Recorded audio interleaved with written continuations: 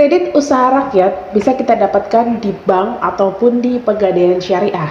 Apa sih sebenarnya perbedaan dari kedua lembaga ini?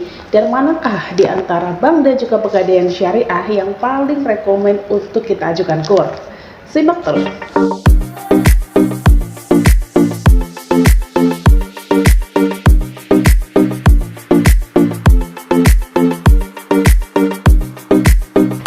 Assalamualaikum warahmatullahi wabarakatuh. Selamat datang kembali di Arimbi Channel. Tentunya masih bersama aku Mutiara Arimbi.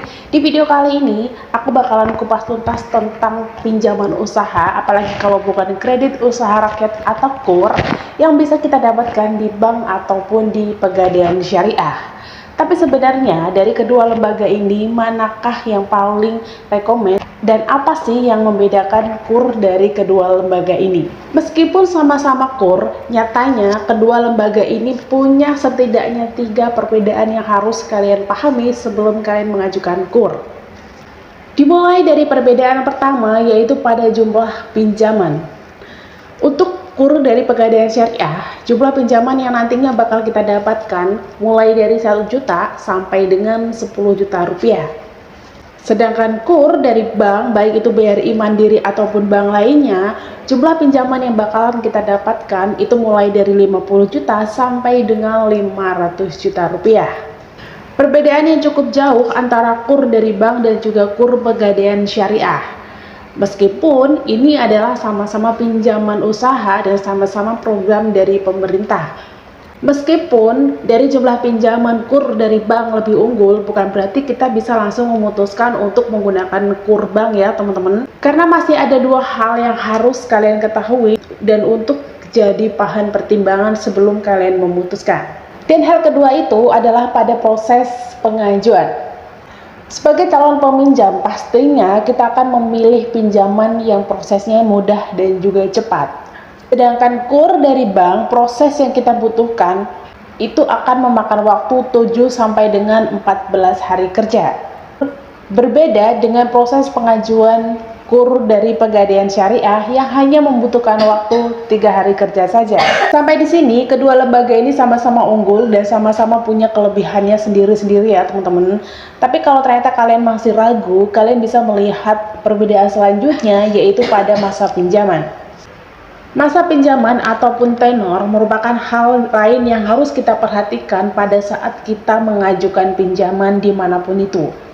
Karena pastinya masa pinjaman atau tenor itu juga akan mempengaruhi besar kecilnya cicilan yang harus kalian bayar setiap bulannya.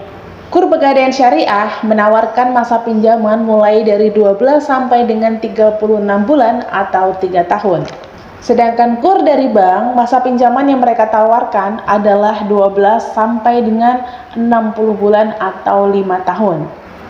Dari ketiga hal tadi teman-teman, kita pastinya bisa memutuskan atau bisa menggunakan KUR dari lembaga mana sesuai dengan kebutuhan kita.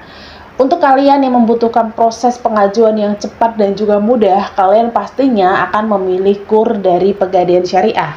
Tapi jumlah pinjaman yang akan kalian dapatkan tidak lebih dari 10 juta. Sedangkan untuk kalian yang membutuhkan jumlah pinjaman yang lebih besar sampai dengan 500 juta, kalian bisa mengajukan KUR di bank, tapi pastinya proses pencairannya akan membutuhkan waktu yang lebih lama. Jadi, manakah di antara kedua ini yang paling rekomen? Pastinya itu tergantung dari kebutuhan kalian sendiri. Menariknya, terlepas dari ketiga perbedaan tadi, KUR di Pegadaian Syariah ataupun KUR di bank, kita bisa mengajukan tanpa jaminan apapun. Dan sebelum memutuskan, pastikan kalian untuk benar-benar memahami setiap ketentuan, besar kecilnya bunga, besar kecilnya cicilan yang harus kalian bayar, dan juga tanggal jatuh tempo. Dan untuk menghindari masalah ke depannya, pastikan untuk mengambil cicilan sesuai dengan kemampuan kita ya teman-teman. Jadi, ajukan pinjaman sesuai dengan kemampuan saja, dengan begitu cicilannya pun tidak akan terlalu memberatkan kalian nantinya. Dan itu aja video tentang KUR aku kali ini. Semoga video singkat tadi bermanfaat buat kalian. Sampai ketemu lagi di video aku selanjutnya. Wassalamualaikum warahmatullahi wabarakatuh.